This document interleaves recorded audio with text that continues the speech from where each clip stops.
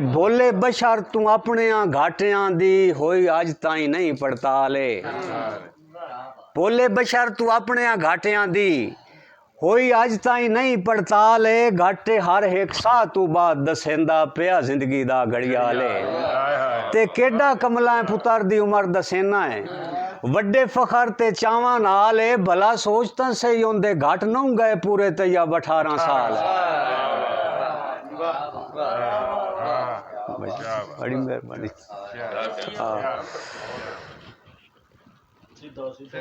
मैं आली तेरी दूर कटदा वा ना होगा चलो। तैथे भुल के आदम नेमतां चा पिछां धिकियां कणक दी रोटी।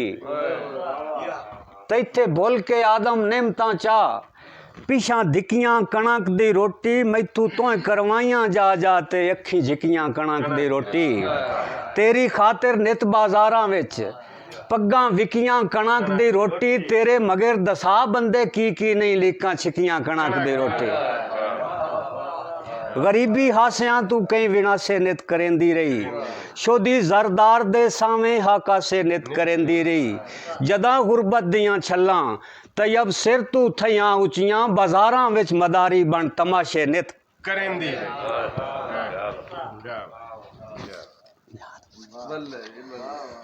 भला दस तां सही किवें रख सकना मैं सुरत संभाल जहां दी। आसम साहब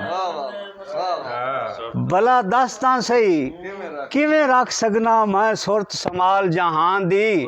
तुसां याद जू पारेदार बहाईए मेरे आउंदियां जांदियां सां दी। कि तुहाडे नाल अकीदत बन गई है तुहाडी सोच तू ढेर परां दी। मिट्टी रख लईए कोल तयम्मम लई असां तयब दियां कदमां दी। मिट्टी रख लईए।